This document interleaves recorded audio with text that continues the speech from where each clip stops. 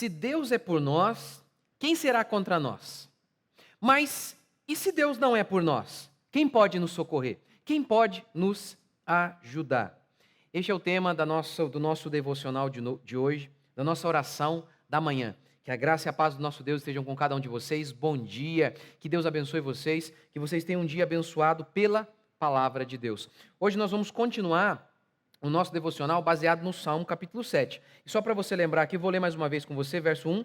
Senhor meu Deus, em ti me refugio, salva-me de todos os que me perseguem e perseguiam Davi de maneira injusta. É o que ele declara aqui, verso 3. Senhor meu Deus, se eu agir assim, com injustiça, se há injustiça nas minhas mãos, se paguei com o mal ao que estava em paz comigo, ou se sem razão deixei meu inimigo impune, que o inimigo me persiga e me alcance. Ele continua. Calque minha vida no chão aos seus pés e deite minha honra no pó, que eles possam pisar em mim, se eu de fato fiz o que é mal. Se eu fiz o que é mal, é correto que o Senhor permita que eles me persigam.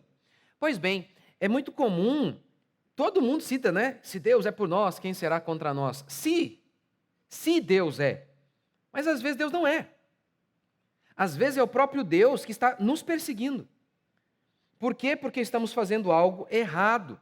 Por exemplo, olha o que declara a Escritura. Deus resiste aos soberbos. Ah, pastor, mas isso aí é apenas em relação aos ímpios, aqueles que não creem. Não. A Bíblia diz que Ezequias não retribuiu a Deus todos os feitos que Deus havia realizado por ele. O seu coração se ensoberbeceu. Deus, então, enviou o profeta Isaías e disse a ele, você arruma a tua casa que você vai morrer. Como assim, então, Deus não pune os homens, o seu povo? É verdade, Ezequias se arrependeu e Deus foi propício a ele. Mas, no instante que ele foi arrogante, Deus disse, você vai morrer. Você vai morrer por conta da sua arrogância. Deus resiste o soberbo. Salmo 66, 18. Se no coração eu contemplar a vaidade, o Senhor não me teria ouvido.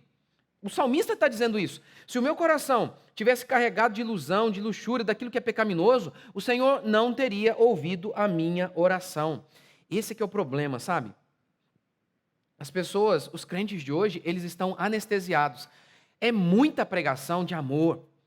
É muita pregação de consolo. Que você é o centro do coração de Deus. Falando nisso, eu tenho algumas pregações aqui, falando sobre isso, David Leonardo, assista aí. Então, é muita pregação sobre isso, apenas que massageia o ego, e nada sobre pecado. Por isso as pessoas hoje, os cristãos, eles perderam a sensibilidade em relação aos seus pecados. Davi, várias vezes ele nota, eu estou sofrendo porque eu pequei. Deus está me disciplinando. Os crentes de hoje nunca notam isso. Vou dar um exemplo. Sansão, ele era um homem consagrado por Deus. Deus o separou desde o ventre. Mas diz o texto bíblico que Sansão estava brincando com o pecado, a tal ponto de estar lá dormindo com Dalila. E aí o cabelo dele, né, era o segredo da força, mas era só um símbolo, obviamente, um símbolo da sua fé, da sua santidade. Dalila, ele revela o seu segredo para Dalila. Dalila, então, corta o cabelo dele. E aí, então, diz o texto que Dalila fala, agora podem vir, vocês podem vir. Os filisteus vão contra Sansão. E aí o que acontece? Diz o texto que Sansão foi para enfrentá-los. Mas ele não sabia que o Senhor não era mais com ele. É o que acontece com muito crente hoje. Eles não sabem que Deus não está abençoando o que eles estão fazendo. Porque eles não têm percepção de pecado. Eles não têm. Aqui no caso de Davi, Davi tem percepção. Ele diz, Senhor, em relação a isso eu estou livre. A consciência dele não o acusava. Mas é impressionante que a consciência dos cristãos nunca o acusam, porque em outras oportunidades, Davi diz isso, eu estou em pecado, eu fiz o que é mal, tem misericórdia de mim, eu sei, o Senhor é justo em relação ao que o Senhor está fazendo. Davi tinha muita percepção de pecado, os crentes de hoje não têm. Quantas vezes eu encontro, está lá uma mulher, fofoqueira, mentirosa, enganadora, fala mal de todo mundo, e aí o filho dela está doente. Ela nunca nem para pensar, será que é o meu pecado? Que isso, pastor? Deus não faz isso. Claro que faz. Davi adultera e o texto bíblico diz que Deus levou o filho de Davi. O filho dele morreu, um bebê. Deus falou, não vai viver. Como assim Deus não pune? Deus pune, Deus disciplina. Mas os crentes de hoje, eles nunca imaginam isso, que Deus os está disciplinando. E por isso, eles não têm uma vida abençoada, feliz e cheia do Espírito Santo. porque não tem percepção. Reconhece o Senhor em todos os seus caminhos e ele endireitará as suas veredas. Se Deus é por nós, quem será contra nós? Se. E naqueles momentos que Deus não é por você, como com Sansão. Deus não era com Sansão. Isso é fundamental, que tenhamos um coração humilde, para que Deus fale conosco. Orar como Davi, vê se há em mim algum caminho mau. Gente, eu estou aqui fazendo essa devocional com vocês, apenas seguindo a Bíblia. Apenas seguindo capítulo após capítulo aqui. Não é um tema da minha preferência, falar sobre arrependimento ou fé.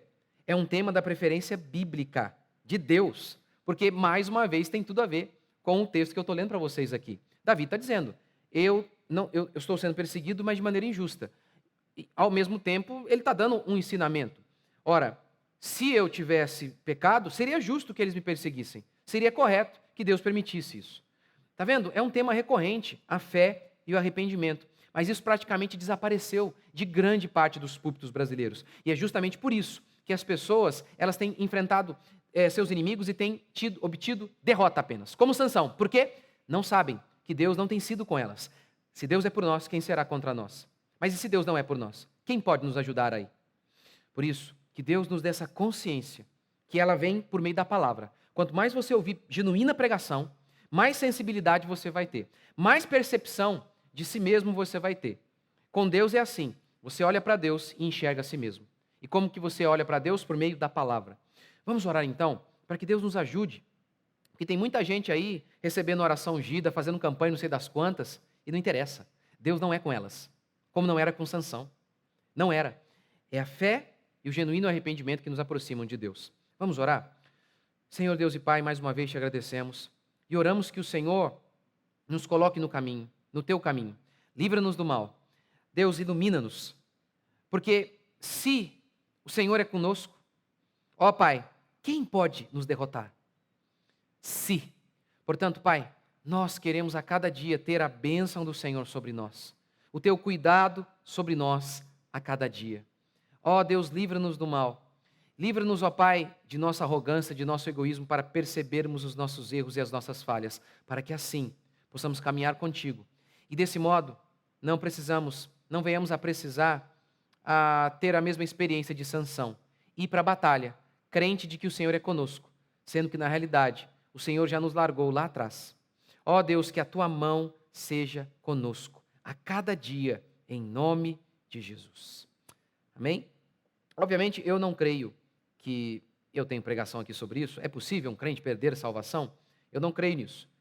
Mas o agir de Deus, como foi com Sansão, Sansão não deixou de ser crente porque ele pecou. Mas ele perdeu aquela bênção, a vitória, a capacitação de Deus para vencer suas batalhas. Nesse sentido, Deus pode sim se afastar, nesse sentido, do seu povo.